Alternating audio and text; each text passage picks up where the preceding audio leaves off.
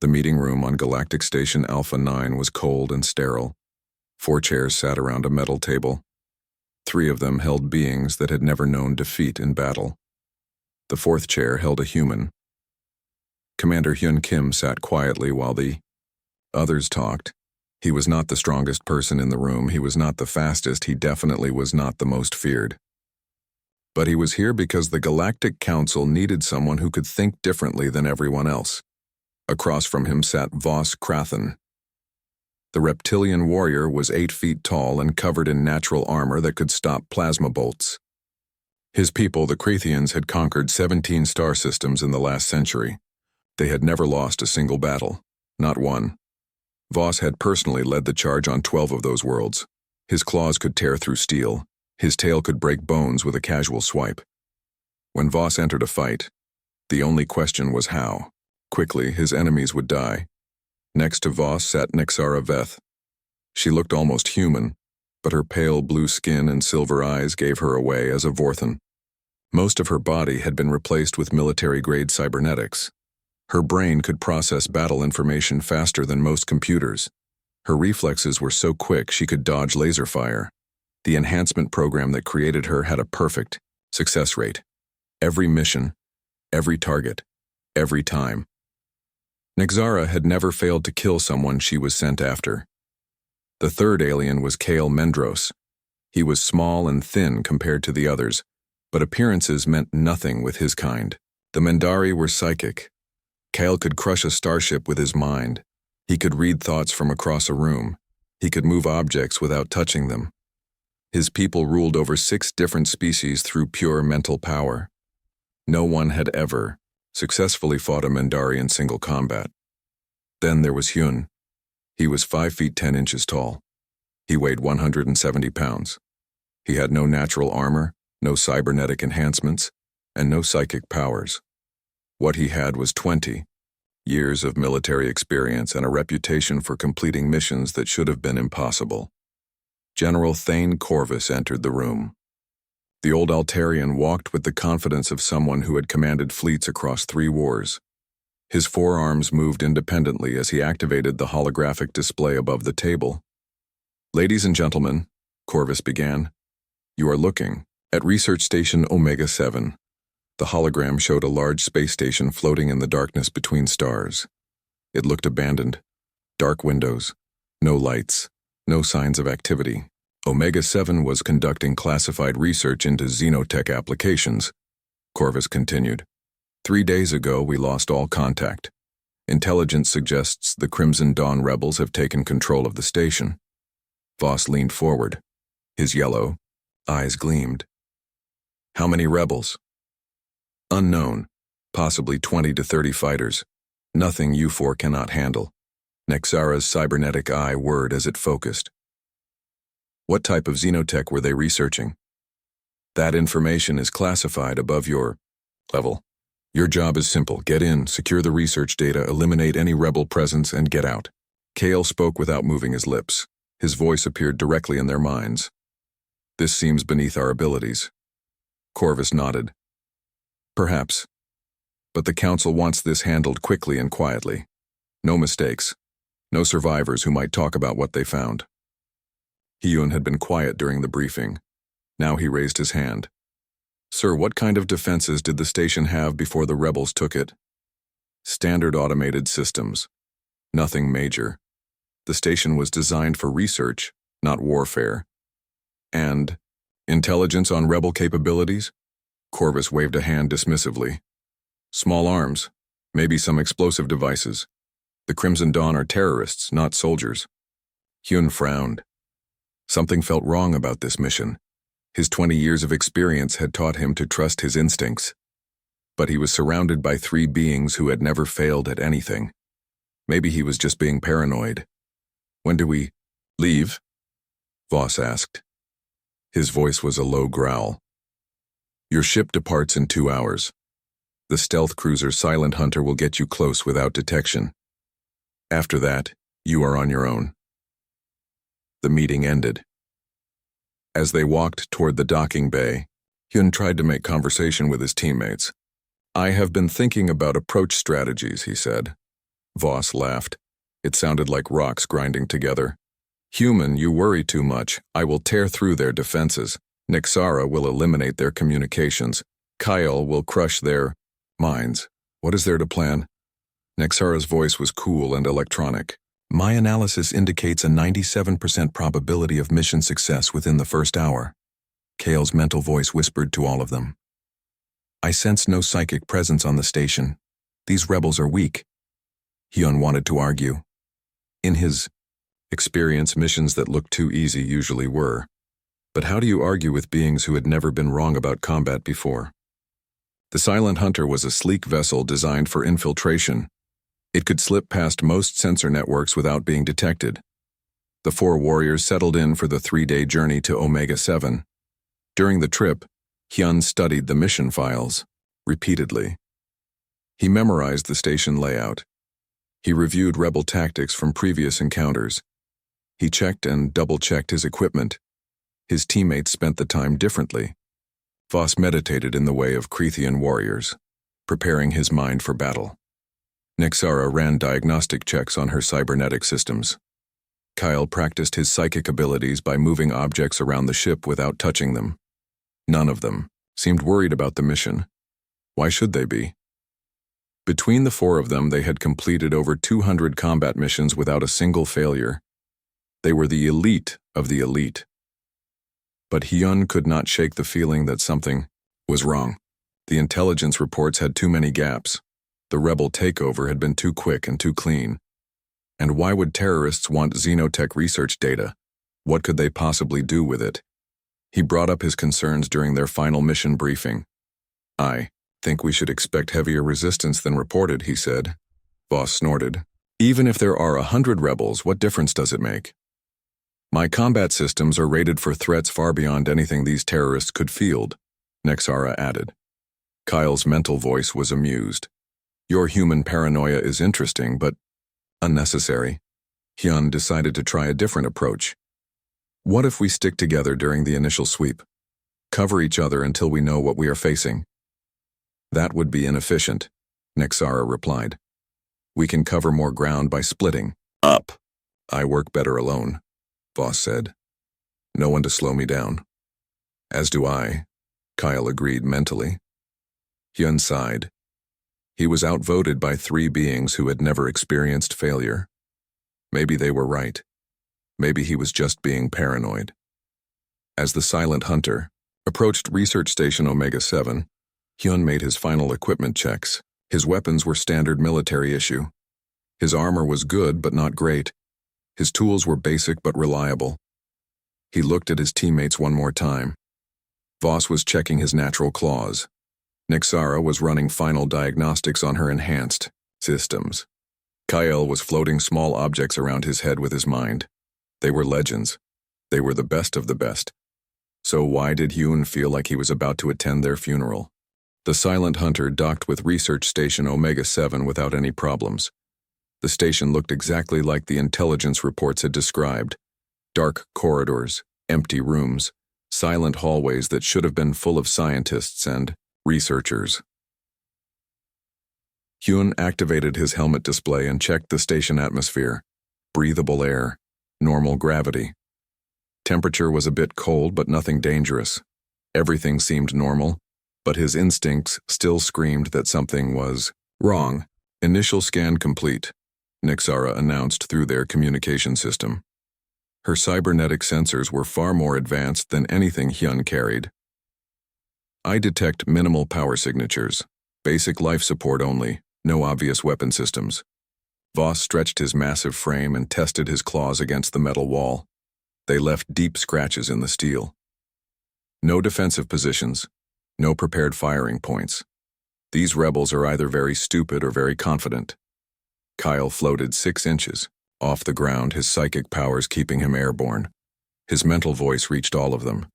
I sense no intelligent minds within my range. Either the station is empty or the occupants are very well shielded. Hyun pulled up the station schematics. On his wrist display, according to the layout, the research data should be stored in 3 locations. Main computer core on level 5, backup storage on level 2, and a secured vault on level 7. Then we split up and search all 3 locations simultaneously, Nixara said. Her silver eyes glowed brighter as her combat systems activated. Standard efficiency protocol. I will take the lower levels, Voss declared. His tail swished behind him with anticipation. If there are rebels hiding in the depths, I will root them out. The computer core is mine, Nixara added. My cybernetic interfaces can extract data faster than any of your primitive methods. Kyle drifted toward the central lift shaft. I will search the experimental sections. My psychic abilities can detect hidden compartments and concealed enemies. Hyun wanted to object again. Every military manual he had ever read said to stay together when entering hostile territory. But these 3 had completed hundreds of missions using their own methods. Who was he to argue with success? I will take the administrative levels, he said finally. Look for any clues about what the rebels were really after. They separated at the main junction. Hyun watched his teammates disappear into different sections of the station.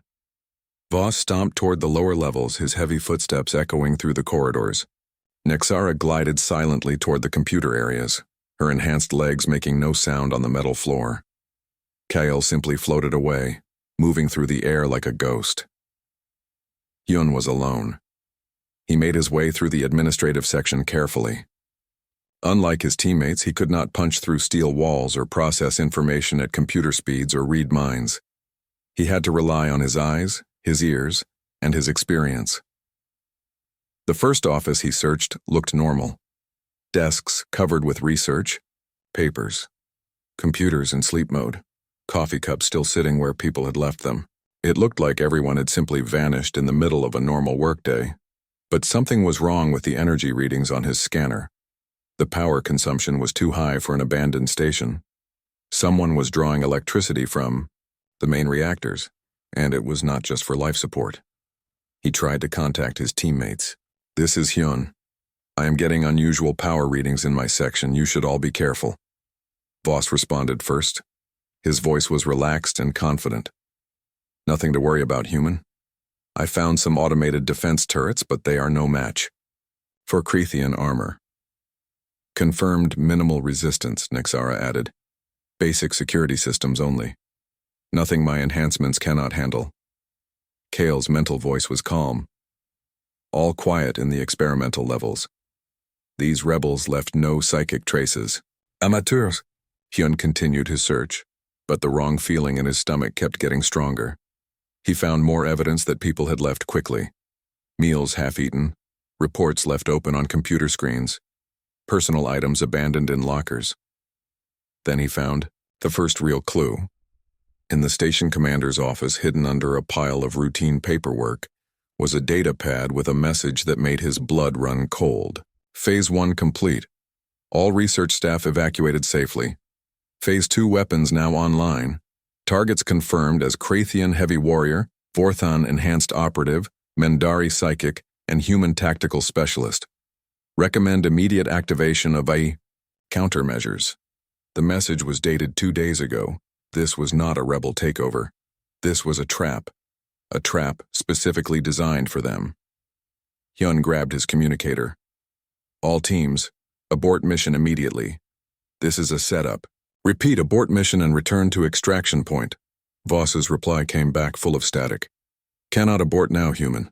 Engaging multiple hostiles, these are not ordinary defense systems. Nixara's voice was strained. My cybernetics are being jammed. Someone is feeding false data into my neural networks. Kale's mental scream hit all of them like a physical blow. Psychic dampening field activated.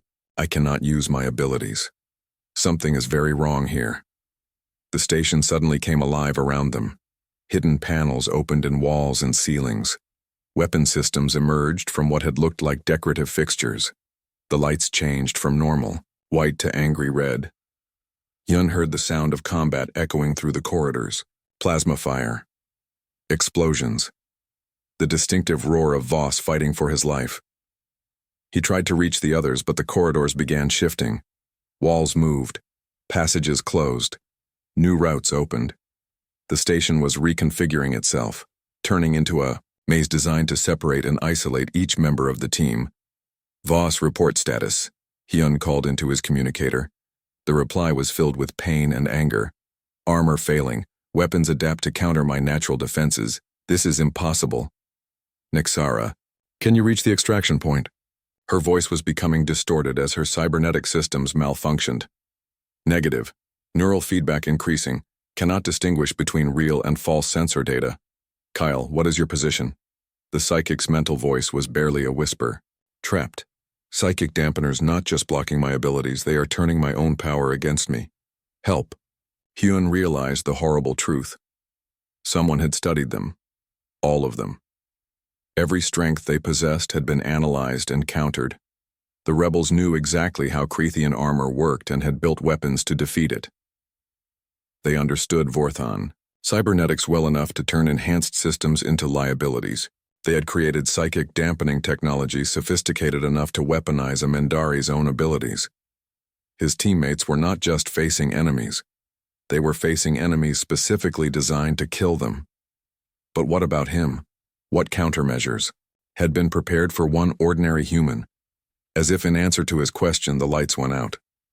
Emergency power kicked in, bathing everything in dim red light. His equipment began failing one by one. His scanner went dead. His communicator filled with static. Even his flashlight flickered and died. In the darkness, Hyun heard his teammates, fighting and dying. The sounds of battle grew weaker, more desperate. Then, one by one, they began to fall silent. He was alone in a station designed to kill legends, and somehow he was still breathing. The red emergency lights cast strange shadows in the corridors of Research Station Omega-7. Hyun moved carefully through the shifting maze, listening to the sounds of his teammates dying in the distance. Voss's battle roars had turned into grunts of pain. The mighty Creathian warrior who had never lost a fight was losing this one. His natural armor, which could stop plasma bolts, was failing against weapons specifically designed to counter it. The rebels had studied his people's biology and created focused energy beams that could penetrate Creathian scales at exactly the right frequency. Nexara's tactical reports had become fragmented bursts of corrupted data. Her enhanced cybernetic systems, faster than most computers, were being fed false information that turned her greatest advantages into deadly weaknesses. Every sensor reading was wrong. Every tactical analysis was compromised. Her own enhanced reflexes were making her dodge attacks that were not there while missing the real threats. Kale's psychic screams echoed through the station's metal corridors. The Mindari's incredible mental powers were being turned against him by dampening fields that did not just block his abilities. They reflected his telekinetic force back at his own mind, creating a feedback loop that tore at his thoughts like razor blades. Hyun's equipment was failing just like everyone else's. His scanner was dead. His communicator crackled with static. His weapons had stopped working properly. But unlike his teammates, he did not panic when his technology failed him. Instead, he did what humans had been doing for thousands of years before they ever reached the stars. He adapted. When his flashlight died, he used the reflection of the red emergency lights off the metal walls to see. When his scanner failed, he used his nose to smell for signs of recent human presence and his ears to listen for the subtle sounds of hidden machinery. When his weapons malfunctioned, he began taking them apart to understand what was wrong and how to fix it. The rebels had prepared for human technology.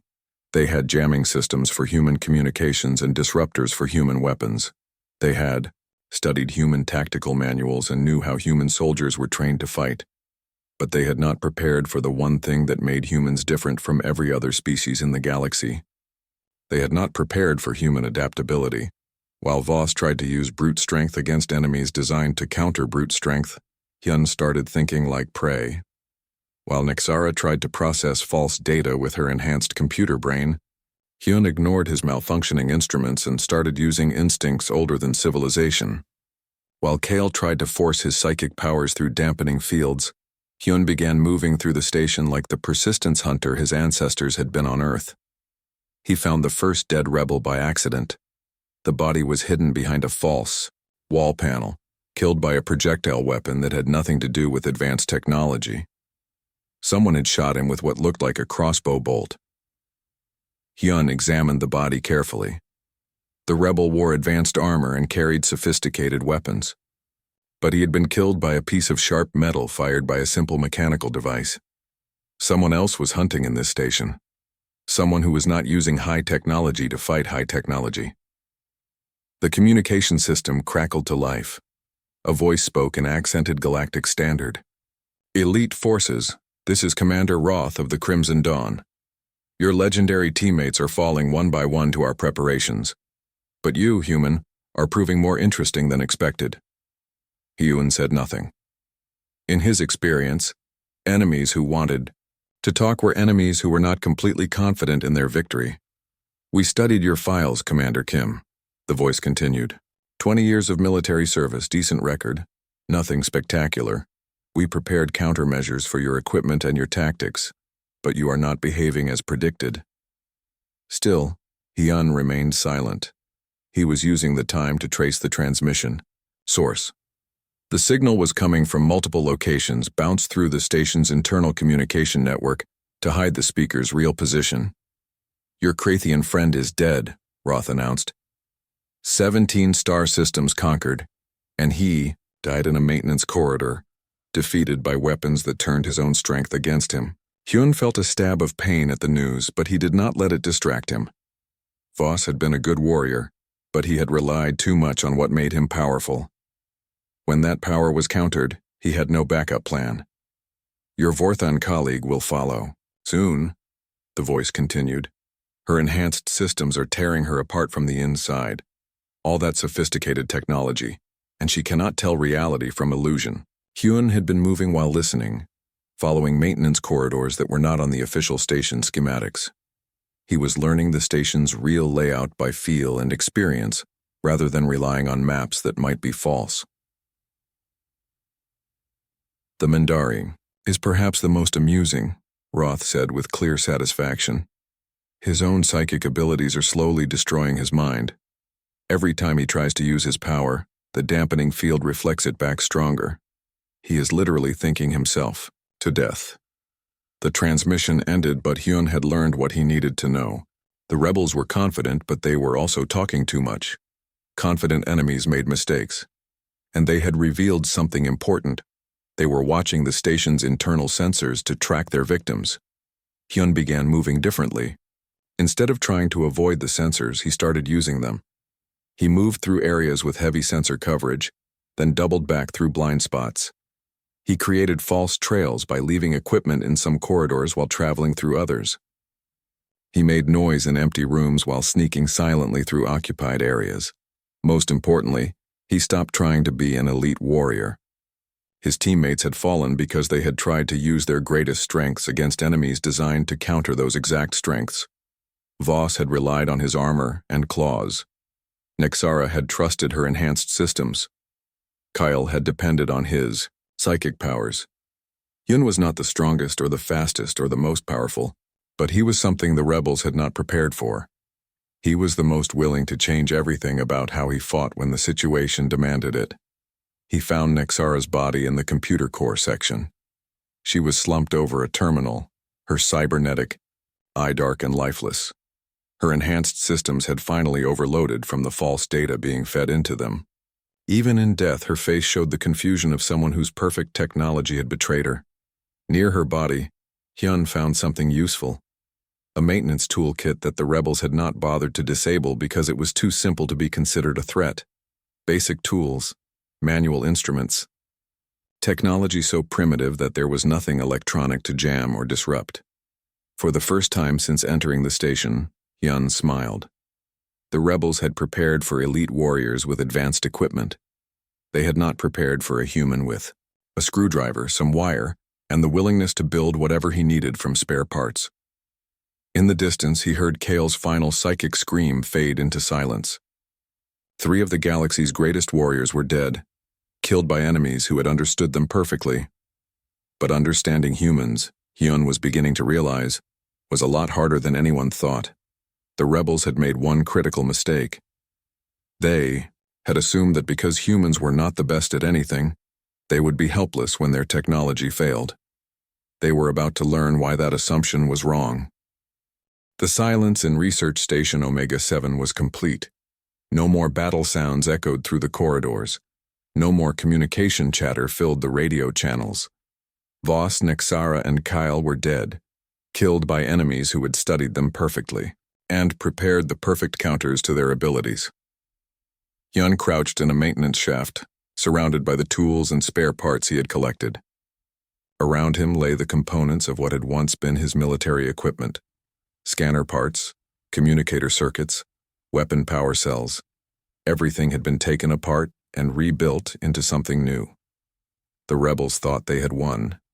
Through the station's internal sensors, Hyun could hear them moving through the corridors with confidence. They were no longer hiding.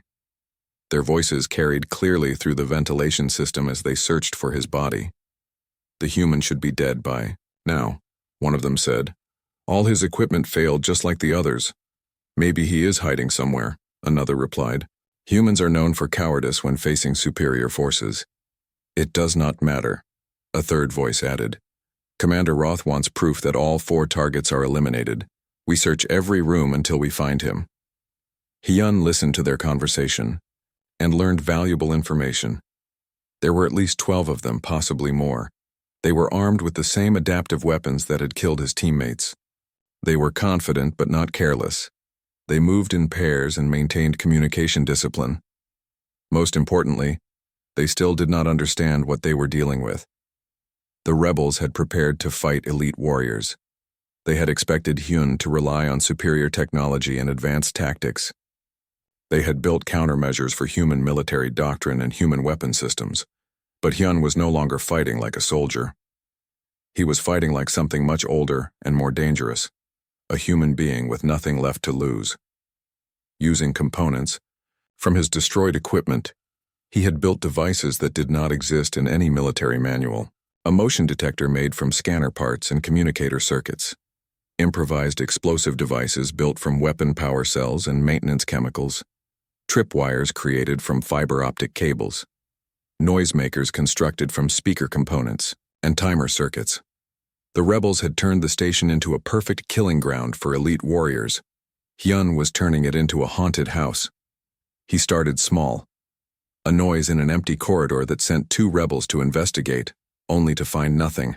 There, a motion sensor alert in a section he had already left, drawing guards away from areas he needed to access. False life signs created by his improvised electronics, making the rebels think he was in 3 places at once. The psychological warfare began to take effect. The rebels' confident chatter became nervous whispers. They started jumping at shadows and investigating every small sound. Their perfect trap was becoming a source of paranoia. "Where is he?" one of them demanded over the communication system. "Sensor grid shows movement in Section C," came the reply. "I am in Section C.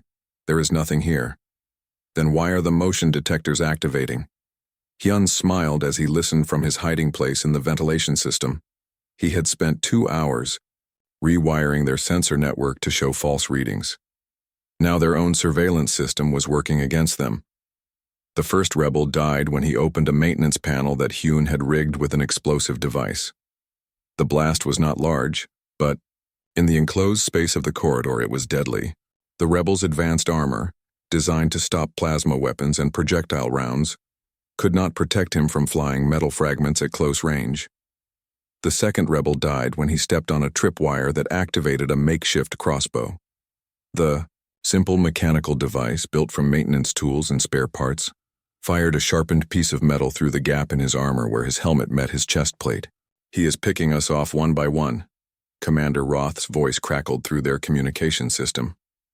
"Form up in teams of 4. No one moves alone." But Hyun was no longer where they expected him to be.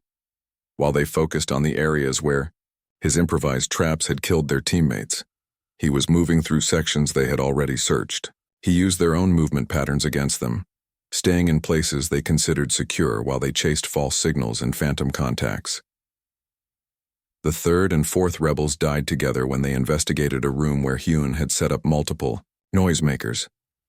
While they were distracted by the false sounds, he dropped an improvised explosive device through a ceiling panel. The blast brought down part of the corridor roof, trapping them under tons of metal debris. "This is impossible," one of the surviving rebels said over the radio. "He has no working equipment. How is he doing this?" "He is just one human," another replied, but the fear in his voice was clear. "We have adaptive weapons. We have superior armor. We should be able to handle one primitive soldier." Hyun had been listening to their communications through a device he had built from his broken radio. Now he decided it was time to respond. "You made one mistake," he said, broadcasting on their frequency. The rebels' chatter stopped immediately. "You studied how to fight elite warriors," Hyun continued. "You prepared for beings who rely on their greatest strengths, but you never learned how to fight someone whose greatest strength is refusing to quit." "Identify yourself," Commander Roth demanded. "You know who I am. I am the one you could not plan for. The one whose abilities you could not counter. Because my ability is not being the best at anything. My ability is being good enough at everything." Hyun cut the transmission and moved to his next position. Through the station's cameras, which he had learned to access using components from Nexara's cybernetic systems, he watched the rebels' formations begin to break down. Fear was replacing confidence. They were starting to make mistakes. The fifth rebel died when he separated from his team to investigate a suspicious sound. Hyun had been waiting in the shadows with a weapon he had built from plasma conduit pipes and focused energy cells. The improvised device fired once and then burned out, but once was enough. "Regroup at the command center," Roth ordered. "We make our stand there." But Hyun was already ahead of them. Using his knowledge of the station's real layout, which he had learned by crawling through maintenance shafts and service tunnels, he reached the command center first. By the time the surviving rebels arrived, he had turned their final stronghold into another trap. The room they thought would protect them had become the place where they would die. As the rebels entered the command center, Hyun watched from the ventilation system above. There were 8 of them left out of the original force. They had the best equipment, the best training, and the best preparation. But they were fighting an enemy they had never truly understood. They were fighting a human who had stopped trying to be elite and started trying to survive. And survival, as they were about to learn, was something humans were very good at. The command center of Research Station Omega-7 had become a tomb. 8 rebels lay dead among the wreckage of their sophisticated equipment. Their adaptive weapons were scattered and useless. Their perfect armor had failed to protect them from an enemy they had never understood. Hyun sat in the center of the room, his back against the main computer console. His improvised weapons lay around him, most of them destroyed from single use. His clothes were torn and stained with blood, some, his own, most from his enemies. He was exhausted, wounded, and running on nothing but stubborn determination. But he was breathing. The final battle had been brutal and quick. The rebels had entered the command center expecting to make their last stand against a desperate human with failing equipment. Instead, they had walked into a carefully prepared killing ground where every advantage they possessed had been turned against them. Their adaptive weapons, designed to counter known threats, had no programming for improvised devices built from spare parts. Their tactical coordination, perfect for fighting elite warriors, had collapsed when facing an enemy who refused to follow any predictable pattern.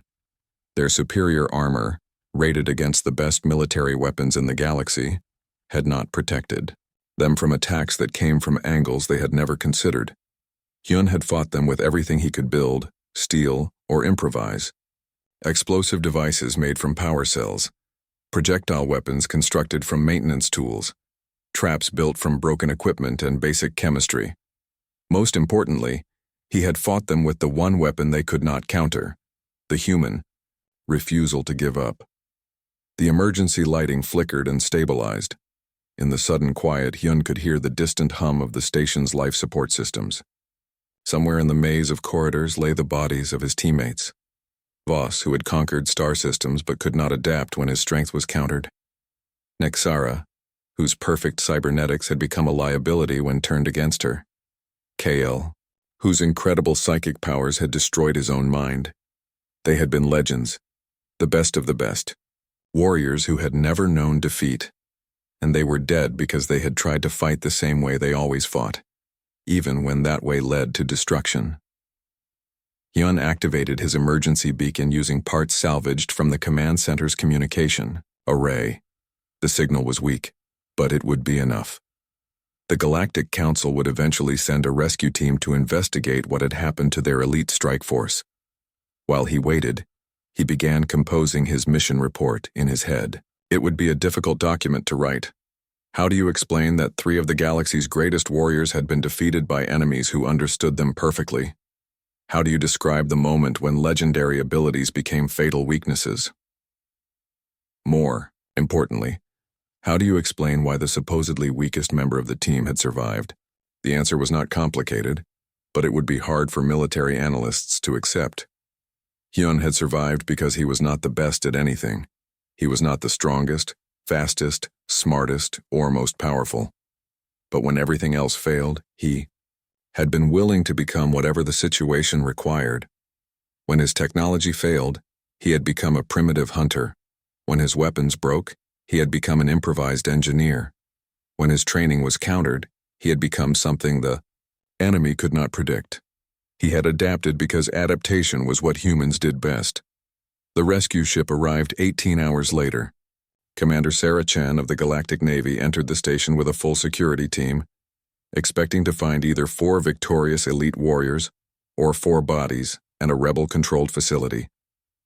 Instead, she found 1 exhausted human sitting among the wreckage of the most sophisticated trap ever laid for galactic military forces. "Commander Kim," she said, staring at the destruction around them. "What happened here?" Hyun looked up at her with tired eyes. "We walked into a trap designed to kill the best warriors in the galaxy. It worked perfectly, but you survived." "I survived because I was not one of the best warriors in the galaxy. I was just someone who refused to quit." The rescue team spent 3 days cataloging the scene. They found the bodies of 12 rebels, all killed by improvised weapons and booby traps. They found the remains of sophisticated countermeasures designed to defeat Krathian armor, Forthan cybernetics, and Mindari psychic abilities. They found evidence of the most detailed military intelligence operation in galactic history, but they could not find any specific countermeasures designed for humans. "Why did they not prepare for you the same way they prepared for the others?" Chen asked during the debriefing. Hyun considered the question carefully. Because there was nothing specific to prepare for. Voss relied on his natural armor and claws. Nexara depended on her cybernetic enhancements. Kale used his psychic powers. Each of them had one overwhelming advantage that defined how they fought. "And you?" "I have no overwhelming advantages. I am not the best at anything. So when they countered my equipment and my training, I became something else, something they had not studied." The official report was classified at the highest levels. The Galactic Council did not want other military forces to know that their elite warriors could be defeated so completely. But the lessons learned from Research Station Omega-7 began to influence military doctrine across the galaxy. New training programs emphasized adaptability over specialization. Elite units began, including humans, not because they were the best at specific tasks, but because they were good enough at all tasks and willing to change when circumstances demanded it.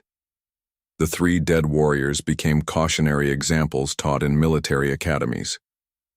Their legendary abilities had made them predictable. Their greatest strengths had become their fatal weaknesses when facing enemies who understood them perfectly. Hyun became something else entirely. Not a legend like his fallen teammates, but something more useful. A reminder that sometimes being the best at one thing makes you vulnerable to someone who is merely adequate at everything. 6 months later, he received a new assignment. Another elite team, another impossible mission, another group of warriors who had never known defeat. As he read the mission briefing, Hyun smiled grimly. His new teammates were confident that their superior abilities would carry them through any challenge. They saw him as the weak member of the team, someone to be protected and guided by his betters. They would learn, as the rebels had learned, that underestimating humans was a dangerous mistake. Because while other species evolved perfect solutions to specific problems, humans had evolved something more valuable: the stubborn refusal to accept that any problem was unsolvable, and in a galaxy full of beings who were the best at specific things, sometimes the most dangerous opponent was the one who was good enough at everything and too stubborn to quit. The dust had settled on Research Station Omega-7. 3 elite warriors had died, killed by enemies who knew exactly how to defeat them. But when the final count was made, only the human was still breathing. And in the end, that was all that mattered.